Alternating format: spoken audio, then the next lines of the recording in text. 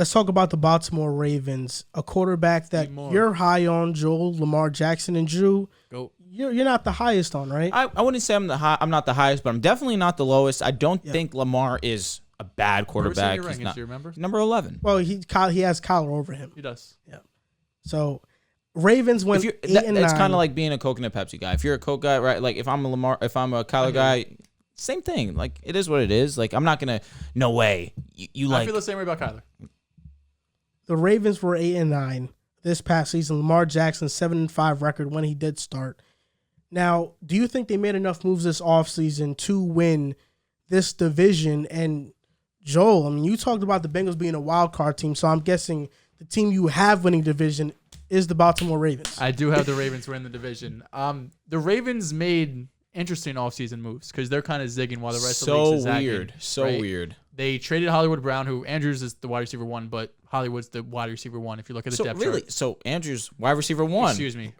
Andrews is the number 1 pass catcher on the team. Thank you. I appreciate is that. The wide receiver 1. You know what really pisses me off about that? Because you know it's facts. Well, no, I don't think Andrews as a wide receiver. He's a tight end. But you understand you're getting work in the passing game.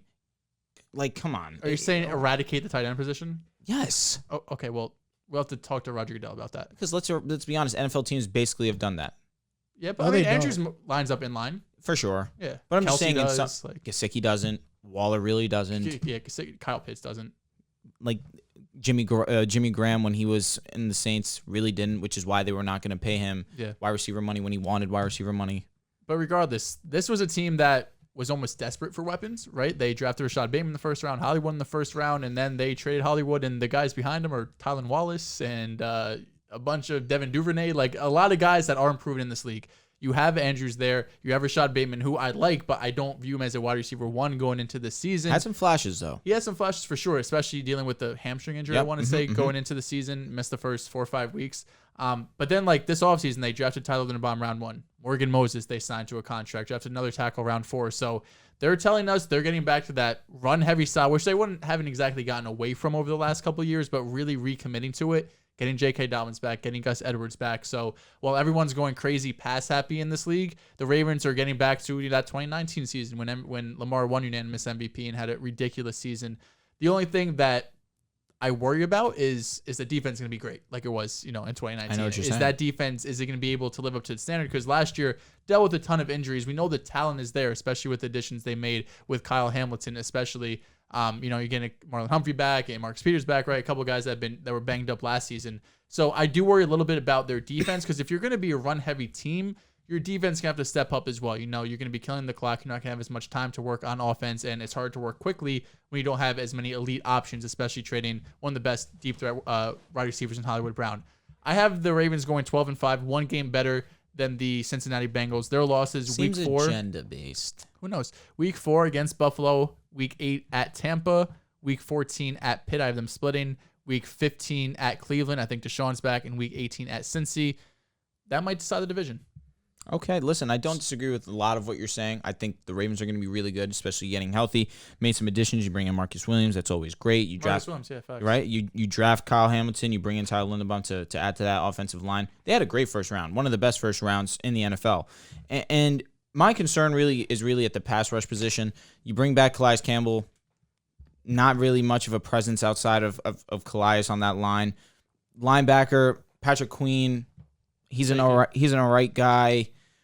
I think that this team's specialty, which is obvious, is their secondary, but it's going to be a lot of, if you can have coverage sacks, maybe that's the best way that we can see this defense meet its full potential.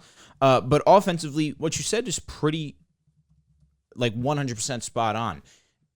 When they were that first Ravens team that broke out, it was pretty underwhelming weapons, but Lamar still made it work because of his ability to rush the football. And they had an elite defense.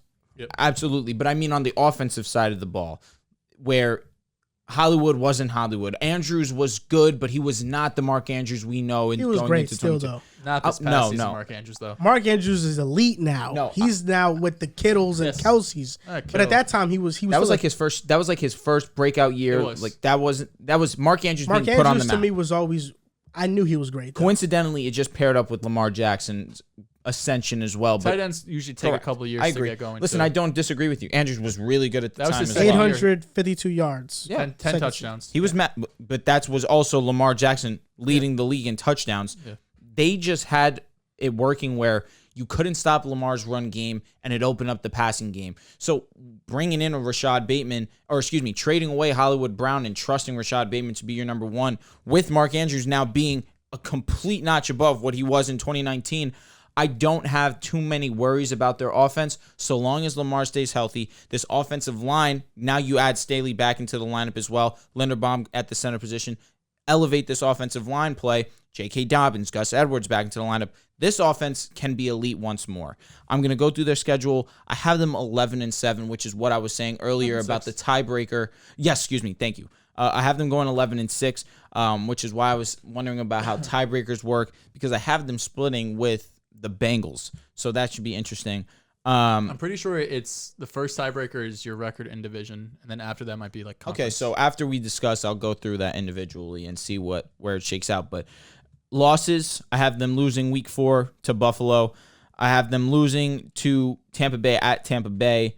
I have them losing to Denver at home, actually. I have them losing at Pittsburgh. I have them losing at Pittsburgh. I have them losing at Cleveland. Then I have them losing at Cincinnati for an 11-6 record, which is what I was saying. Yeah. Yep, the difference between yours and I is that Broncos game. Now, for me, I think the Ravens made enough moves in the offseason. They had a great draft. They brought in the necessary pieces. Calais Campbell, he now has a counterpart. Michael Pierce is back. He played in Minnesota in 2021. Before he signed with Minnesota, he was one of the better defensive tackles. Didn't play in 2020 because of COVID. 2021, he had an average season, but back in Baltimore, maybe he gets reignited. You pair that with Calais Campbell, maybe something happens there. Yeah, so I thought that was a huge addition. Last year, their defense was one of the worst in terms of yardage given up, 25th in yards. They were 32nd against the pass, but we know their secondary has now been revamped. They're not injured anymore. And they also got additions like Kyle Fuller, who should be better. But they were first against the run. So this defense that is supposed to have a subpar defensive line was the best defense against the run this past season. I feel like they got better. A lot on how you feel about the defensive line has to do with how you feel about Owe, who I think is immensely talented, who I think is going to have a pretty good year. Tyus Bowser, Josh Bynes, the step he's going to take. I think they'll take some good steps. The Ravens last year didn't have Gus Edwards, J.K. Dobbins. They both were out due to injury. Now they got him back. My biggest question mark is what people have been talking about with the Ravens for the past 4 years. They don't have a receiver. People are expecting this Rashad Bateman breakout. Maybe it happens. Maybe he is an elite receiver. But I left him off my top 32 receivers list, and most people were upset about it. Where is Rashad Bateman? Where is Rashad Bateman? There's bigger fish to fry than Rashad Bateman. Yeah, you're talking about a guy who has a rookie, 500 yards in 12 games. He was okay. He wasn't anything spectacular. I think the Ravens' bread and butter is what it has been in the past couple of years. Heavy formations, multiple tight ends. You have Mark Andrews, Charlie Kohler, and Isaiah Likely. 2 tight ends who I was high on in the draft. So they have some versatility there. But you're right. This is going to be a team that is predicated on the run. They're maybe going to be, I doubt they're pass heavy just because I don't think they have the weapons. Like right now, you look at their receiver room, it's Rashad Bateman, Duvernay, Prochet, Prochet actually talked to the media and said that he wants to prove these doubters wrong because everybody's ranking the Ravens as a bottom core, that they have something to prove. Tylan Wallace, like it's just, it's sloppy. They're not good names. It's sloppy. It's one of the worst in the NFL. But on the bright side, you look at the defense. 23 NFL defenders have posted 13-plus interceptions in the past 5 seasons. The Ravens have 3 of those in Marcus Peters, Marcus Williams, and Kyle Fuller. So turnovers is going to be a huge part to what the Ravens do defensively. And just to bring it back to the offense for my last point on this, I'm not the biggest Lamar Jackson guy. You called him no-arm Lamar. But I can 3 weeks definitely ago say the Ravens have not given Lamar the necessary help for him to consistently and continue playing at his 2018 or 2019 MVP level. He hasn't had a true wide receiver one since he's been in Baltimore, and they really haven't invested in that position, at least first-round picks or in free agency. They haven't invested in that position. Well, they invested Hollywood and Bateman, both first rounders. You're right, Hollywood, but I would say Bateman more so. Yeah, because Hollywood was drafted in what, 2019? Yes, it was. I think it was after Lamar. So you're right, but we knew Hollywood was who he was. I've been 2018. Do we know that? Yeah, because he's only gotten better since he's come into the league. Okay, Lamar. Just shut that out. Okay, I mean, because he doesn't know ball. Lamar. The reason I feel bad for Lamar is because, despite what you say, me not knowing ball, despite what you say about how Lamar's not a great passer or whatever, because that's just something you say. That's why you separate Kyler and Lamar. Yeah. I'm saying Kyler is a better passer. Never have I said that Lamar is inadequate at throwing the football. You said he was Jalen Hurts level. This guy. Now, this guy pushes his own media. These guys, they listen to you, bro. They believe your words. You got to be smarter. Lamar Jackson on early passing downs outside the numbers this past year, which is something he struggled with early in his career. First in yards per attempt, first in success rate, first in estimated points added per attempt, and that was in 117 attempts while averaging 9.4 air yards, which is fifth in the NFL per attempt, and being blitzed on 32% of his attempts, which also ranked fifth. Lamar Jackson had his best season last year as a passer, and he showed. You like to hear this? No, because I was gonna say the basic stats don't show it, but I felt like when I was watching him play all of last season, I was like, this is the best I've seen him throw the ball. Lamar Jackson had his best year as a passer last year, but because the weapons aren't there for Baltimore, he won't be able to showcase it nearly as much, and that's why he clears Kyler Murray. They should go sign Odell. You're a Rashad honest. Bateman injury away from. Oof. That's why you bring in Odell, you take the risk, but short money. But that being said, the Ravens to me go 10-7 this upcoming year. They could be better like the Bengals. I really think that when it comes to the Ravens and the Bengals, they're my top two teams in the division, and I could see Week 18 being the game to decide who wins the division. That would be lit. So I think that game to me is the one that is like, okay, this game decides the division.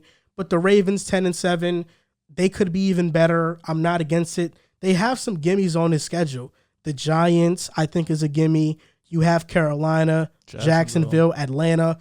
Those are 4 free wins. I think they can sweep Pittsburgh potentially. They can beat the Broncos easily. So New England, they have the Jets on the schedule. If you want to count that as a gimme game, there's like 5 gimme games on their schedules. Like, there's like 5 if we're counting the Jets. What about against Miami week 2? I think they beat them too. I think the Ravens start off 3-1. Yep, me too. I think they lose to Buffalo week 4, lose to Cincinnati. I think they start off 6-1. I think they lose to Cincinnati and Buffalo back to back. That's what I have them going. But then they beat the Giants and beat Cleveland. Wait, so you have Cincinnati sweeping the Ravens? No, I think it'll be a tiebreaker. Because this is the first game's in in Baltimore. Excuse me. It is in Baltimore. And that's I have Cincinnati. The first game is at Baltimore. It's first at Baltimore. Okay, so that means 6-1. You have them 6-1 the first 7. Yes, sir. And you have them losing that last game, which is what I also have. Me too. Yeah, but the Bengals could very well beat them both times though. So you're gonna have that? The Ravens can too. I know. We'll see. I'm asking. I mean, we're doing our predictions right now. You know what? Bengals did it last year. They'll do it again. I don't see it happening 2 years in a row, personally. I feel like Lamar's on a mission this year as well. Joe Burrow's on a mission, too. I mean, what does he really have to prove? That he's better than Deshaun Watson, according to you.